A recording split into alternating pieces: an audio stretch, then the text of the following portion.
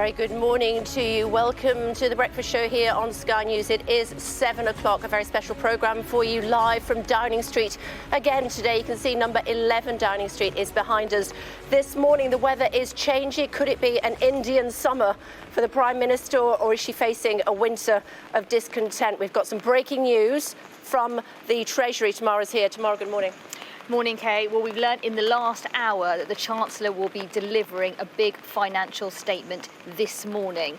The Treasury announced at 6 o'clock this morning, before markets opened, that Jeremy Hunt would be bringing forward some of the measures in that plan to balance the books, which was due at the end of the month, following discussions with the Prime Minister at Chequers over the weekend. There is a growing sense of urgency in government that they need to show they are changing course. We expect there will be more U-turns on the mini-budget in that statement, potentially putting back plans to cut income tax. Okay, let's have a look at what the tweet says from the Treasury. It happened just after 6 o'clock this morning, retweeted very quickly after that by the new Chancellor, saying that there will be a statement from the Chancellor this morning. Then he will go to the House to speak to MPs later on this afternoon. That in itself is quite unusual, because normally we hear these statements in front of the chamber of the House of Commons first.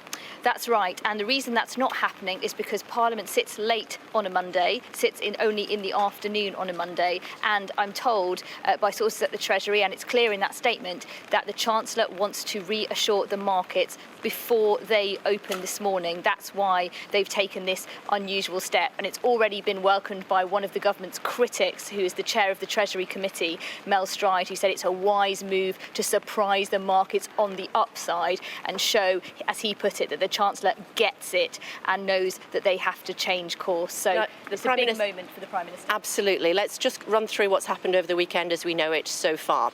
The Chancellor was appointed on Friday afternoon, early afternoon. That's when we heard about it. I'm sure there were discussions before that, although we believe that he wasn't contacted until Friday morning by this Prime Minister. Kwasi Kwarteng was called back from America, where he was speaking to the IMF. He'd had conversations there, called back early, realised on the way back to Downing Street that he had been sacked. Then what happened?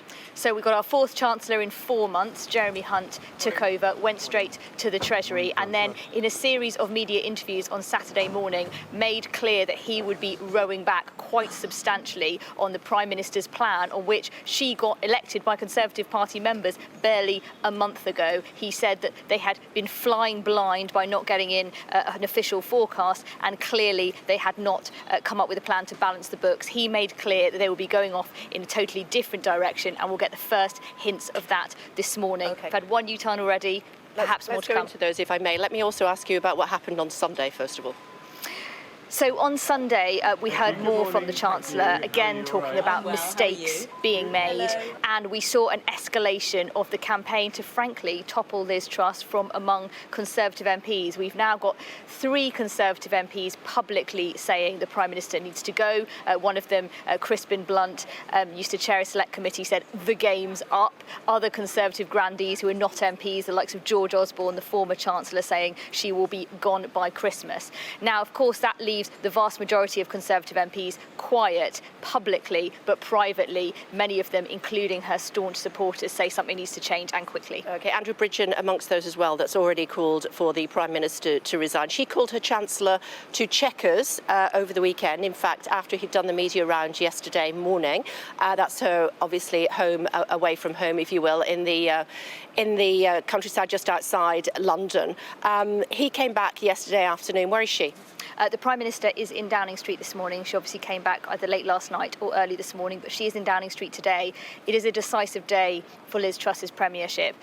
Jeremy Hunt is going to almost certainly announce more U-turns to her mini-budget, on which the economic programme on which she was elected, tax cuts which she said would achieve economic growth. Others take a very different view, and she will spend a lot of today shoring up her support among Tory MPs. She'll be meeting a big group of what's called the One Nation group of Conservatives this afternoon, and this evening she will be meeting her cabinet in order to talk them through what is her plan, because there is a very real chance, and it's it's being openly discussed among groups of Conservatives that she will be ousted from office in the short term. OK, if you're just tuning our way, you're watching Sky News, a special programme for you live from Downing Street this Monday morning. It's the decisive day for the Prime Minister. We're giving you a quick fire roundup of what's been happening over the last couple of days. And then, of course, we'll go much more in depth into what we might hear from the new Chancellor when he makes a statement about mid-morning, and then we'll hear him in the House of Commons later on this afternoon. The Prime Minister meeting her cabinet ministers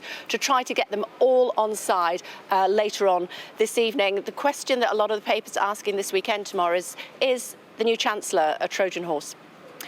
Yes, lots of questions about why Jeremy Hunt, a respected former cabinet minister, someone who has a very successful cabinet career under his belt already, why he went in to do that job. Now, Jeremy Hunt said yesterday he had no more leadership ambitions himself, having run twice. He just wanted to try and do his bit for the country. But, you know, it is no secret that there are some in the party, there are strong groups in the party who want Liz Truss replaced by somebody else. And there is no hard and fast information here, but you have to wonder whether he is considering whether he would stay on if that process were to happen. But I think at the moment, you've got the Chancellor making a statement this morning, more U-turns expected, and that is intended to calm the markets and buy Liz Truss a bit of time, because if she is even to get to the end of this month when the full plan is announced, and that full plan is going to involve difficult spending cuts, we won't hear those today, I don't think, we'll hear those at the end of the month, she needs to be bought time for that process to take place. OK, as Tamara was saying, they are circling the wagons already. Crispin Blunt, no fan of the Prime Minister at the best of times. This is what he's been saying.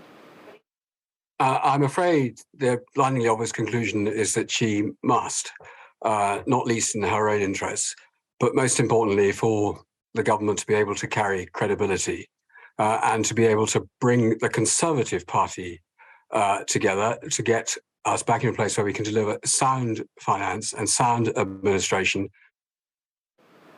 Yeah, the thing to remember, though, Tamara, I think, is anybody that knows Liz Truss will say that she's even more cussed and determined than Boris Johnson.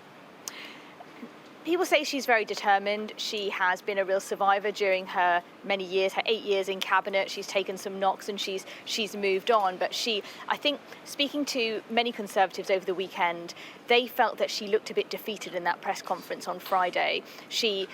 They thought it was a very disappointing performance. She didn't really give a sense of how she felt she'd gone wrong, how she was going to get it together. It all felt very Theresa May-esque. Nothing has changed. We're still carrying on with the plan with a couple of little tweaks, and that's not what many in her party or indeed the country wanted to hear. And I think they are going to want a much stronger statement. You're hearing today Labour are already saying the Prime Minister herself needs to come to the House of Commons and account for the fact that, in Keir Starmer's words, she's in office but not in power. Who is really in charge and what is the plan? Because that is not really clear to many in her party or outside it. Will she? Will she go to the Commons today?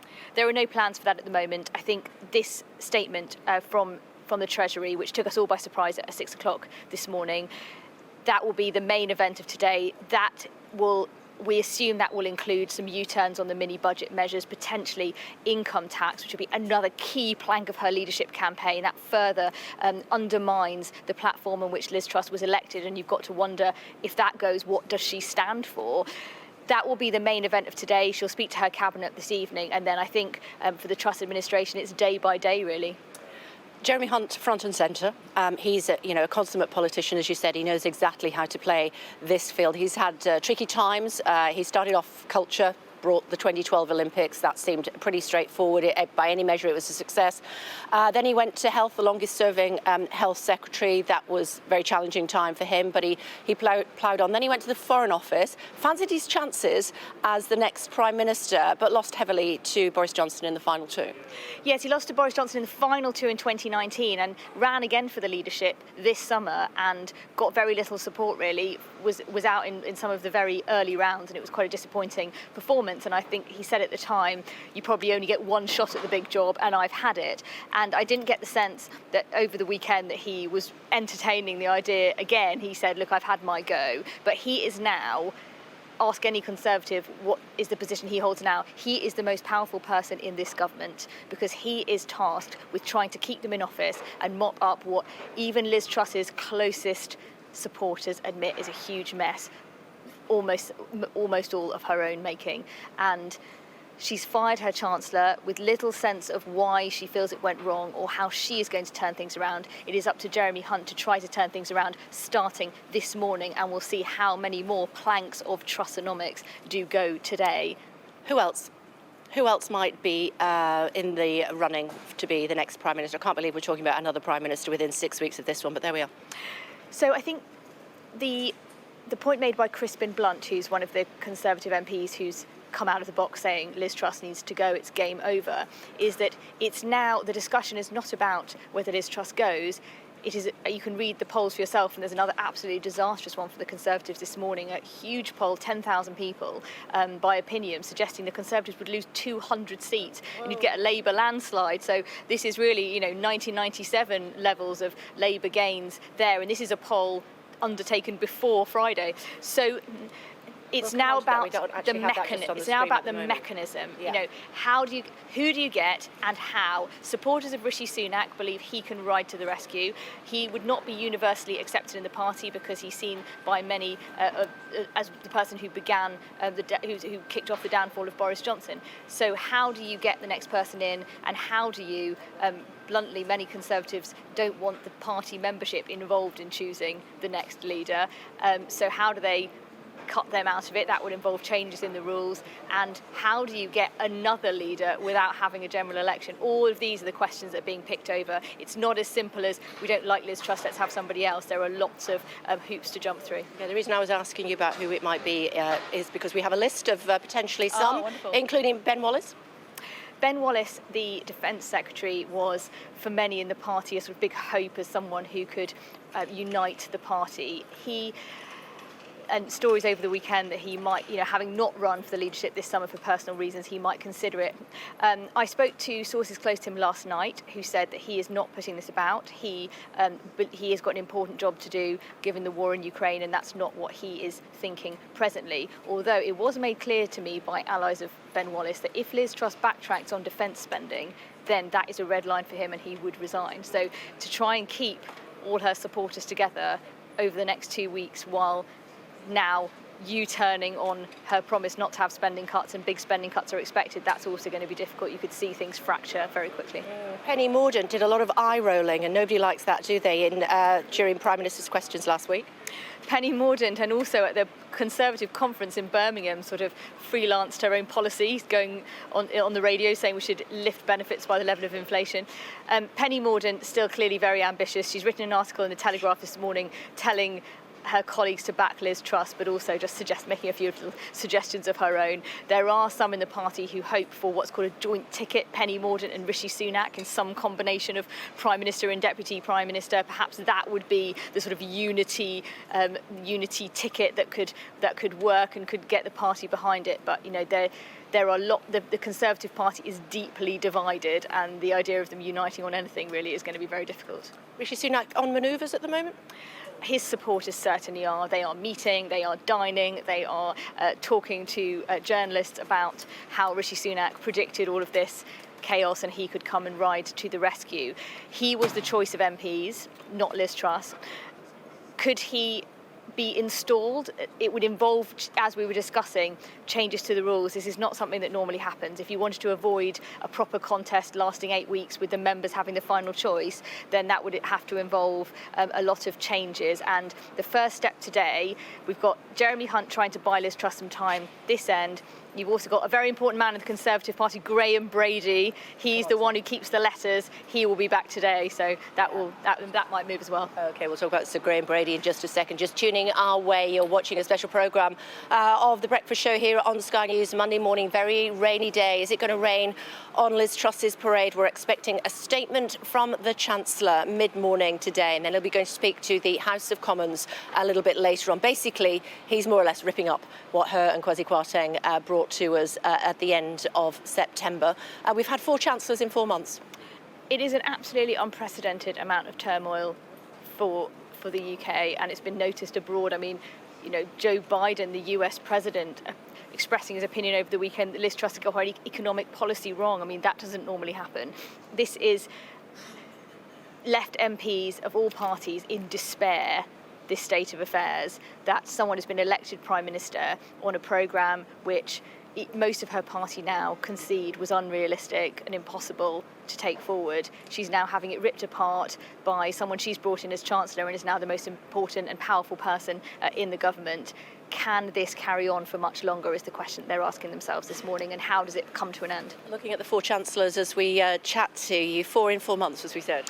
Yeah, so before Jeremy Hunt, we of course had Kwasi Kwarteng for 38 days, Liz Truss's key ally, but she chucked him under the bus when the mini budget went wrong. Then we briefly had Nadhim Zahawi, because after Rishi Sunak, his predecessor, resigned to try and bring down Boris Johnson, Nadhim Zahawi was put in that post briefly, and he's now in a different cabinet position. So 4 chancellors in 4 months, and how many more changes may we have if Liz Truss struggles to survive, because she has a real battle on her hands? Remember, this is a British Parliament we're talking about, and not an Italian one. Under the previous Labour government, I mean, Gordon Brown was the Prime Minister, was a Chancellor for what, 10 years?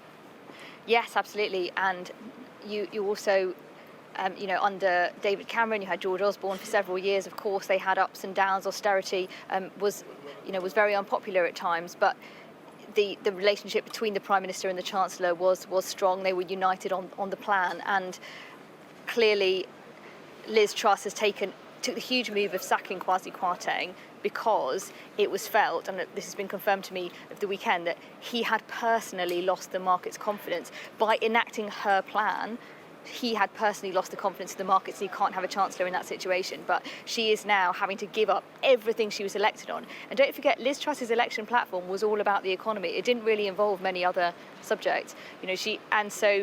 Conservatives who were concerned that her plan was not going to work, was unworkable, and that she was, by attacking all the big institutions, the Office of Budget Responsibility and so on, she was, digging herself into a hole, now feel that this has all come home to roost, and they want to see whether there's any chance that she can turn things around. But she was not very well known to the public before she became Prime Minister. This is how she's introduced herself, and I think the general feeling is that you don't get more than one chance to make a first impression. Exactly, although she's been in Cabinet more or less for the 10 years of the Tory or coalition government, so she has been around, but she says that she wants to make a change, that the previous direction of travel was not the right one. And I was re-watching the interview that we did with her over the weekend, and it was all about growth, wasn't it, for Liz Truss?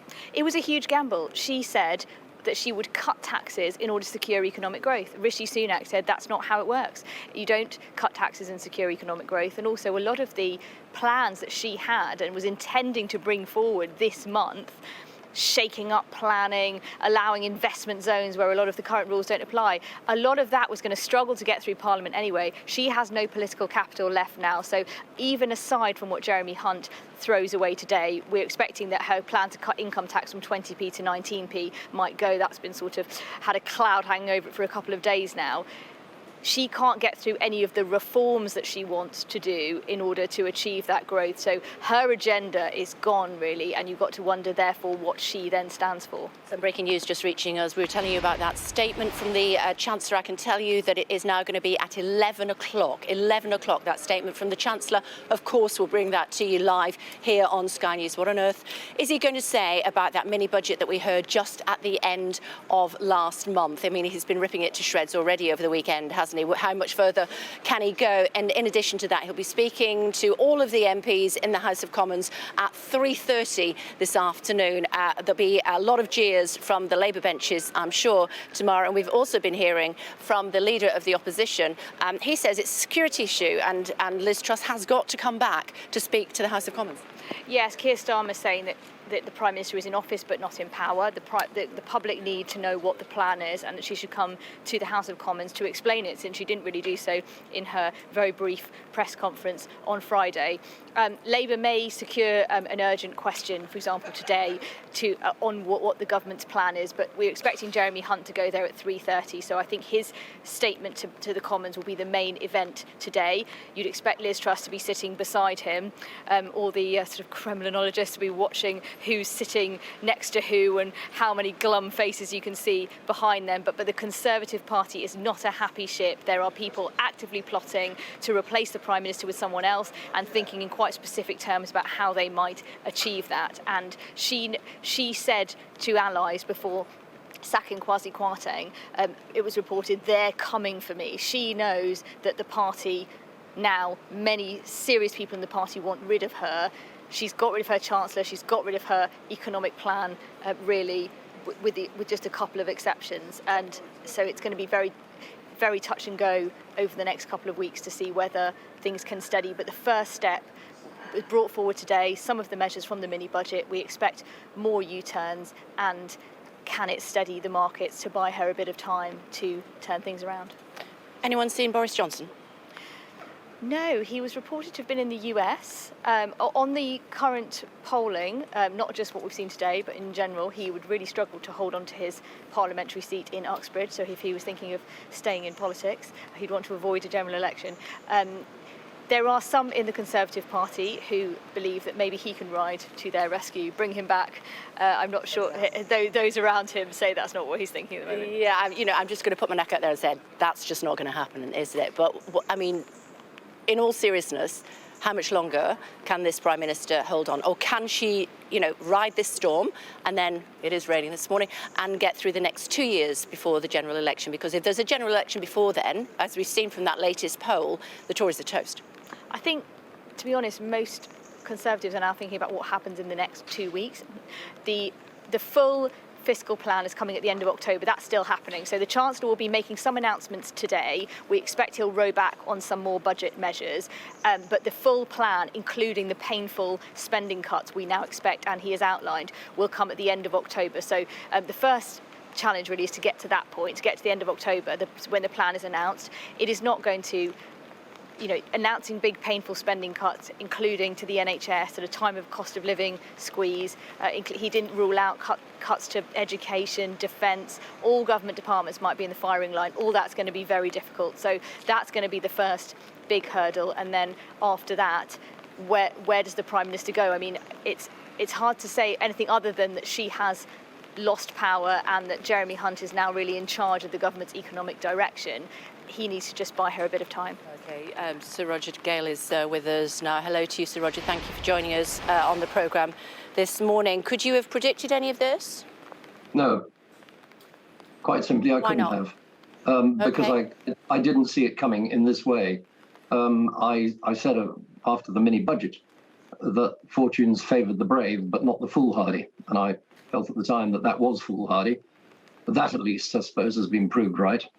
But the rest of it, no, I don't think many people predicted how this was going to play out, or is playing out. What do you think Jeremy Hunt's up to?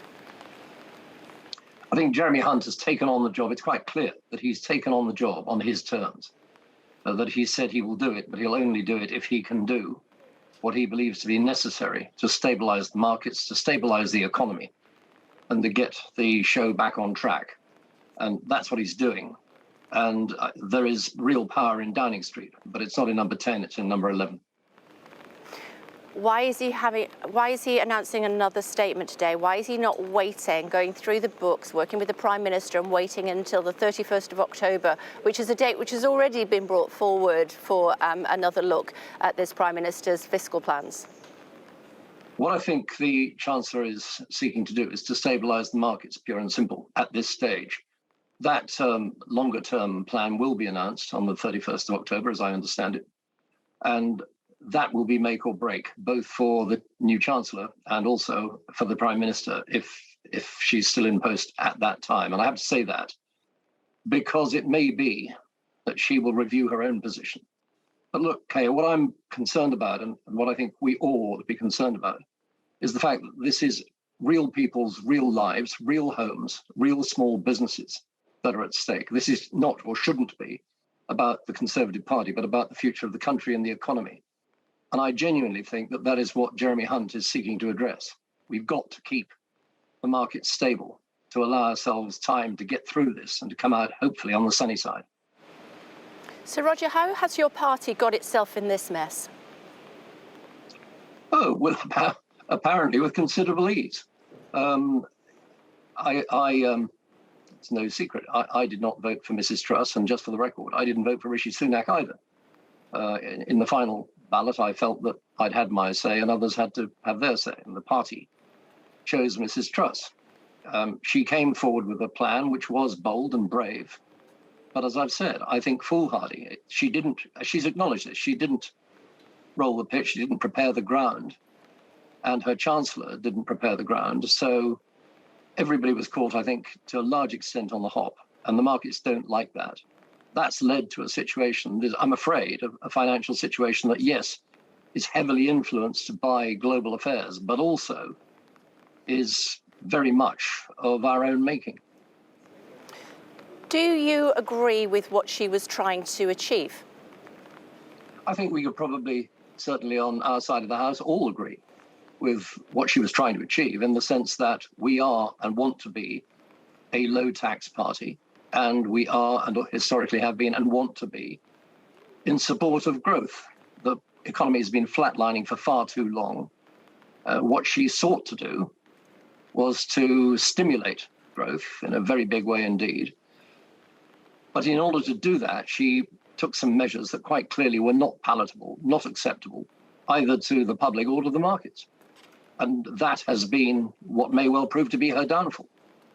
But what she said she was trying to do, along with her previous Chancellor, who can say that after 38 days, was to stimulate the economy in order to try and get growth of 2.5%. That's not going to happen, is it now?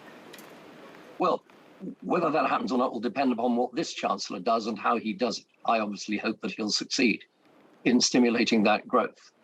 But what she did, and what her Chancellor at the time did, what Kwasi Kwarteng did, was to make significant cuts in tax unfunded. And that's what spooked everybody. Where is the money coming from? She had already, quite rightly and correctly, sought to bail out people's energy bills, for not only for this winter, we have to remember, which is what the Labour Party were talking about doing, but for 2 years at very considerable cost. That was the right thing to do. What she should have done, in my view, is to have stopped there, caught her breath, looked at the whole scene, and then come forward with a properly prepared proposal. What actually happened was that the mini budget was rushed out without sufficient preparation, without sufficient thought, and without sufficient explanation. That's what's led to the downfall of her first Chancellor, and may well lead, I fear, to her downfall. As we know, Sir Roger, MPs did not want her to be the next Prime Minister. As you said, quite rightly, they wanted it to be Rishi Sunak, but the members did. Were the members wrong? I think members of Parliament probably have a better perspective of both the economic situation and the personalities than the general membership, for very good reason. We know them, we work with them day by day. The general membership doesn't, and that's understandable, and I don't think we should expect. I'm not seeking to blame the membership for getting it wrong. It was not my choice, but we have to accept, we live in a democracy, we accept the system as it is. But look, again, the situation that we face now, unfortunately, is a lot of people apparently, although I don't rely on newspapers for saying how many letters have gone into Graham Brady, and those letters at the moment aren't worth the paper they're written on, because the rules would have to be changed in order to have a leadership election. And God knows the last thing we want is another leadership election. You've then got a situation where if the Prime Minister were to decide that her position was untenable, and she went, then there would have to be, I think, a coronation. Now, in order for that to happen, you've got to have an agreed candidate. And at the moment, I see no single agreed candidate within the party. Could there not be a coalition of the sides? We know that Rishi Sunak and Penny Mordaunt, despite them saying they're not, they are both clearly on manoeuvres. Well, Penny Mordaunt has been saying, and she's absolutely right to say, that what we need at the moment is stability. And that is what Jeremy Hunt is trying to inject, I think, into the situation. I said earlier, and I will say again now, the power in Downing Street is in number 11, not number 10. I think Jeremy Hunt is de facto Prime Minister at the moment. And I hope that he will be able to. He's a very experienced man. He's had long experience in cabinet. He's been Foreign Secretary as well as the Health Secretary. He's a businessman, a self-made businessman. He understands economics. And I think he can get this right. But it's quite clear that all the shots are now being called from number 11. And in a way, I have to say I'm very pleased that they are, because I think that will stabilize the markets. And I hope that we can find a way forward for the United Kingdom, for our country, not for the Conservative Party. Is that because Jeremy Hunt is prime ministerial and the Prime Minister doesn't know what she's doing? I think Jeremy Hunt does know what he's doing. And I'm not going to seek to take side swipes at anybody else at all. I just think that we've got now the right man in the job at the time. People rise to occasions, and I hope that Jeremy will. I wish him well in his endeavours for the sake of the country.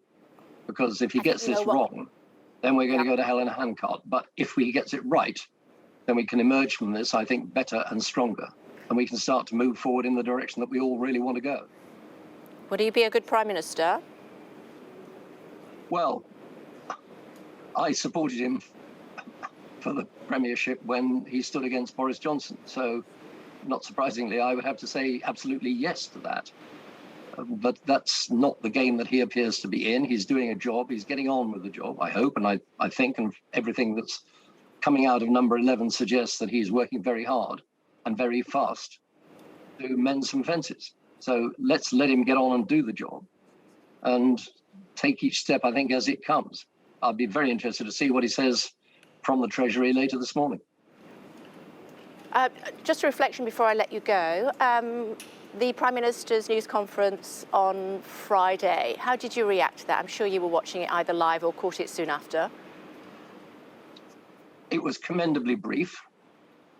I think I was interested to note that the 4 journalists who were allowed to ask questions didn't ask the one question that I suspect quite a lot of other people wanted asked, which was, given that you are joined at the hip with your Chancellor, given that you both believe in the same policies, given that you prepared the mini budget together, why have you sacked him? Nobody answered that question. But then nobody asked it. Yeah. To be fair, she didn't take many questions, though, did she? No, but for me, if I'd been one of those journalists present, if I'd been Harry Cole, for example, and given the opportunity to ask the question, that's the question that I'd have asked first. How do you expect, before I let you go, final question, how do you expect today to pan out? This is the final question, is it? I don't mind in the slightest, Kay. I'm very happy to talk to you. Yeah, unless I think of another one. I think what will happen, I hope what will happen, is that Jeremy Hunt will come forward with some quick measures to stabilise the markets, to give the markets the confidence that we need before the markets open today, which, as your political correspondent said quite correctly, why the statement is being made from the Treasury and not in the House of Commons as normally and courteously it would be, and as the Speaker no doubt would like it. But because it's Monday, because the House is sitting at 2:30, not at 11:30, and the markets will be open, the Chancellor of the Exchequer clearly wants to make his pitch now in order to tell the markets that the country's in safe hands. And I hope that they will accept that.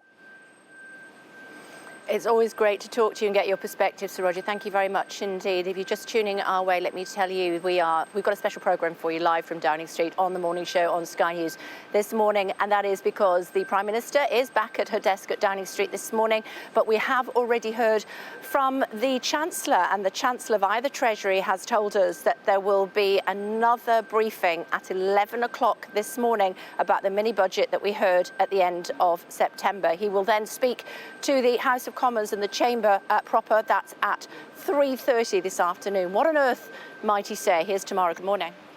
Good morning, Kay. Well, Jeremy Hunt took everyone by surprise just after 6 o'clock this morning. We put out a statement by the Treasury that he would be announcing some of the mini-budget U-turns early this morning. He will be bringing forward some of what we expected, the balancing the books plan from the end of this month to today. Why? Because he wants to send an urgent signal to the markets that the country is now going down a different path than it was under Liz Truss's plan. We expect that some more of her measures, potentially the planned cut to income tax or some of the other tax cuts she had planned, might now fall by the wayside. We will hear from the Chancellor later this morning on that. He says it's to ensure fiscal sustainability to show that the country can pay its bills and balance the books. And this comes after a weekend in which he held talks with Liz Truss at Chequers, and he made very clear, Jeremy Hunt, in a series of interviews, that she had made big mistakes, that the country had been flying blind without proper forecasts, and that you couldn't have tax cuts without paying for them. So sounds like Jeremy Hunt is now in charge of the government's economic policy, and the changes begin today. We'll get the full plan, including the details of what could be quite painful spending cuts at the end of this month. But certainly it's a sign to the markets from the off today, and it will perhaps buy Liz Truss a bit of time because the plotting is underway in earnest. Ian's with us. Ian, what do you think? Hello, Kay. Well, I mean, it's Jeremy Hunt in his interviews over the weekend said that everything was on the table, other than, of course, that reversal in the national insurance increases, which obviously has largely been legislated for. But that was a big ticket spending item. That was some £12 billion or so on its own. And with the Institute of Fiscal Studies saying that he's got a £60 billion black hole to fill, well, one wonders what other measures are going to be announced today. I mean, obviously, they've already reversed the 45p measure. That's saved £2 billion. They've delayed the 1p off the basic rate of income tax. That saved another £5.25 billion. But that's obviously gone. And of course, corporation tax, the reversal there, not going ahead now. That's a big ticket item. That's another £12 billion or so. But that still leaves quite a lot of money to be saved. I suspect that public spending will not be rising in line with inflation. Other measures, I wonder whether they might actually be tempted to tamper with some of the support for energy bills for households and businesses. Now, of course, at the moment, this isn't across-the-board support that's being offered. And a lot of people, including the IMF last week, said, well, do you really need to support well-off households with their energy bills? It's something that other countries have been looking at as well. The IMF was very critical last week of countries that have been offering across-the-board support. Both France and Germany have adopted a similar line to that of the UK. But if you were to only limit support on energy bills to the very lowest income households, well, that would be a substantial saving. And that might be, I wonder, one measure that Jeremy Hunt might deploy to make his numbers stack up. I can tell you in the meantime, the markets, well, obviously the gilt market isn't open yet. All eyes on gilt yields. We had a big spike in those on Friday afternoon after the initial recovery post the dismissal of Kwasi Kwarteng. Currently, 10-year gilt yields on Friday night were at 4.37%. The 20-year was at 4.892%, and the 30-year at 4.808%. So all eyes on those. In the meantime, sterling has rallied overnight on the Asia-Pacific markets. Now, bear in mind that sterling isn't a heavily traded currency in that part of the world, so there's not a lot of liquidity. But even so, sterling, which was trading at $1.117 at the end of last week, is currently changing hands at around $1.1305. So that's a gain of around 0.9% against the US dollar from where it was on Friday evening. It's up by around 0.75% right now against the euro. So if you want to look for indications of how the market might react to this bringing forward of these announcements, then you would say that that was relatively positive. Obviously, sterling came off quite sharply on Friday night as well. I think it's also really, really interesting that brief statement that we had from the Treasury this morning, that they made clear that Jeremy Hunt had briefed not only Andrew Bailey, the Governor of the Bank of England, someone that viewers may not have heard of as well, was also briefed, the head of the Debt Management Office, a gentleman, he's Sir Robert Stamen. Now, the interesting thing about the Debt Management Office is these are the people that have to run the government's borrowing. The clue's in the name, Debt Management Office. These are the people that issue gilts to the market, make an assessment of what the market will and won't go for in terms of when they're selling gilts to raise money in government borrowing. So very interesting. I thought that both he was briefed as well as Sir Andrew Bailey. OK, Ian, I know that we've got Ian King live from you at 10, but I'm sure we'll hear from you again before then. Thanks very much indeed. Just tuning our way, let me tell you that we're bringing our programme from Downing Street for you this morning after an announcement just after 6 o'clock this morning that there will be another statement from the new Chancellor, the fourth in 4 months. He'll be talking about that mini budget at about 11 o'clock this morning. We'll bring that to you live here on Sky News. Then at 3:30, he will be speaking to the Chamber of the House of Commons. departments, in other words, speaking to MPs. It should be the other way round, but they come back late on a Monday from their constituency business. So as a result, he's going to be speaking to the nation first at 11 o'clock, and we'll bring that to you live on Sky. How is he going to balance the books? From the figures we've seen over the weekend, he's going to have swathing cuts across most of government, is what some people are saying, up to 15% in some departments. Could that mean defence? We've heard from Ben Wallace, who is the Defence Secretary. Up until now, he has been fiercely loyal to the Prime Minister, but has said, do not touch my budget. If she does, what happens next? Deborah Haynes is with us. Deborah, it's crucially important for him, not least because of the situation in Ukraine. It is, and today you've got news of more explosions in Kyiv. The mayor of Kyiv saying that several residential buildings have been hit. You've also got an advisor to the president saying that these are Iranian kamikaze drones that have been causing the destruction this morning in the capital. A Guardian newspaper journalist, Dan Saber, has tweeted that he has literally just arrived overnight to Kyiv station this morning and is waiting in an underpass after what he described as multiple drone strikes nearby. A really terrifying reminder of this devastating war that's taking place in Ukraine. Russia's invasion of Ukraine, a reminder of the vital importance of security and how threatened security across Europe is. And that is exactly why things like the defence budget and what happens to defence spending and how the UK is able to rebuild its hollowed out armed forces is so vitally important, as you say. And that's why all eyes will be on what Jeremy Hunt says later this morning in terms of the defence budget. The Prime Minister made very clear in her bid for the Tory leadership for the job that she's in now that she planned to lift the defence budget to 2.5% of national income by 2026 and then to 3% of national income by 2030. That's going to be an extra £157 billion, which is an extraordinary large amount of money. But at a time when there is a war in Europe, you cannot scrimp with your budget. And every time you hear from this Chancellor and also his very recent predecessor talking about the economic choices they need to make, they say that there cannot be long-term defence spending without economic security, without economic stability. But in reality, you cannot have economic stability without security, and that requires defence spending. OK, Deborah, for now, thanks for explaining that to us. Of course, we'll bring you more on that statement that we're expecting from the Chancellor, 11 o'clock this morning. You can see it live on the Sky News in just a few moments' time. But before that, I want to tell you about a report from the Metropolitan Police. It's found that hundreds of police officers may have been getting away with committing misconduct. So Mark Rowley, who, as you know, is the new Met Police Chief, said that he will urgently confront the culture. This is what he had to say.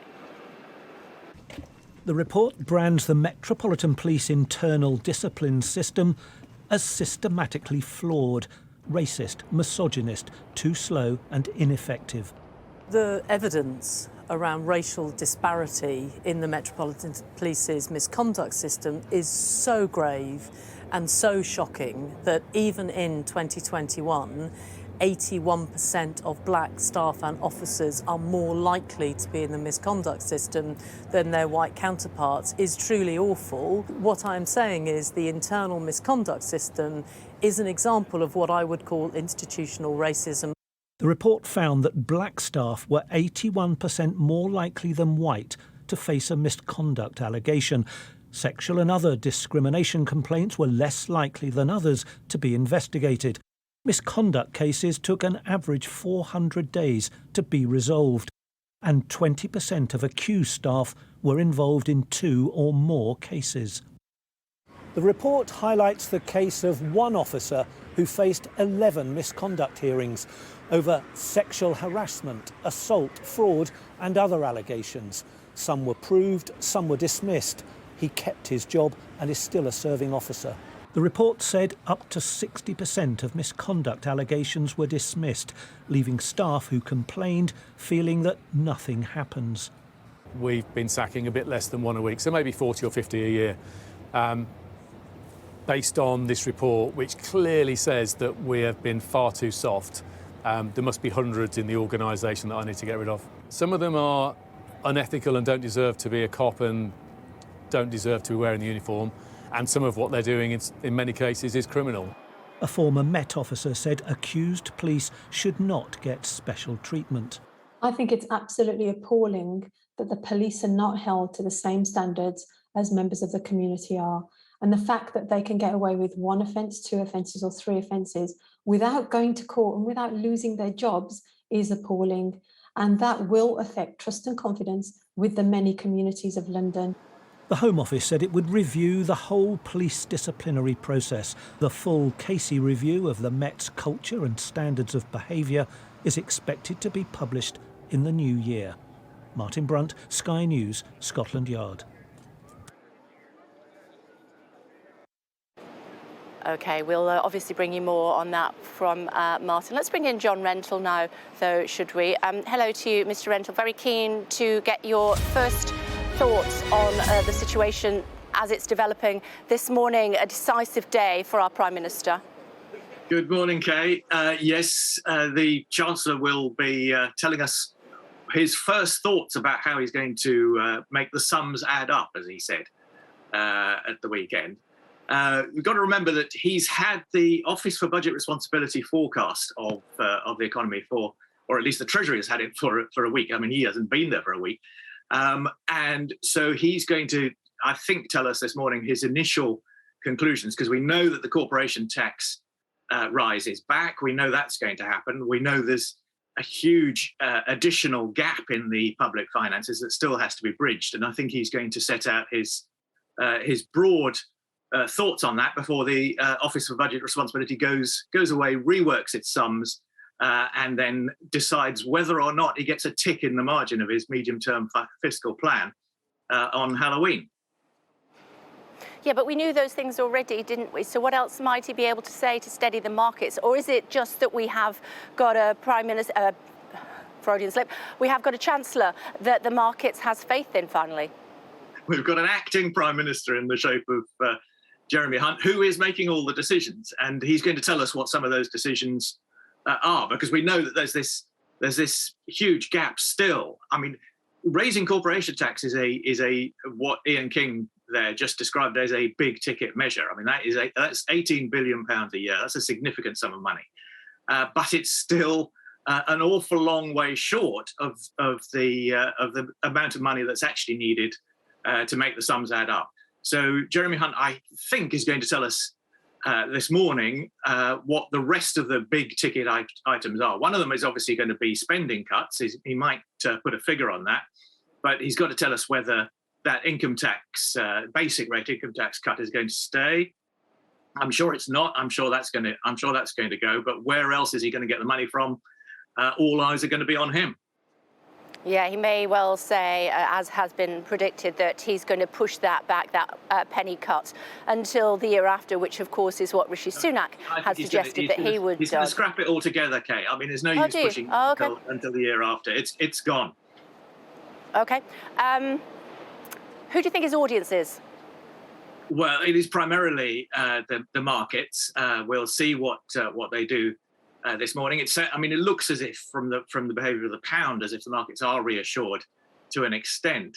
But it'll be fascinating to watch what happens to the gilt market in particular. That's the market for government debt. When he makes his statement this morning, and I don't know whether he's going to say more in the House of Commons this afternoon, but it'll be worth watching all of that. And then beyond that, of course, his market is Conservative MPs and the general public, because he has to reassure them that the government is back on track. Is he completely undermining this Prime Minister? Is she a lame duck Prime Minister now? I think she undermined herself, Kay.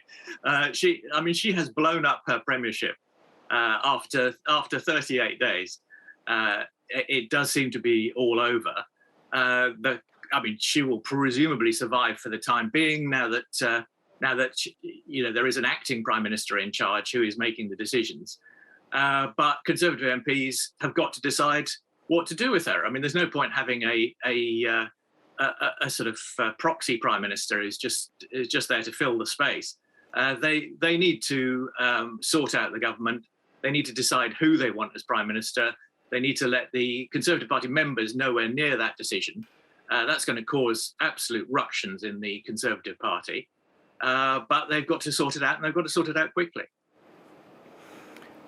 Again, I ask whether she is a lame-duck prime minister. Yeah, no, she. I mean, the only question is, when is she going to stop being prime minister?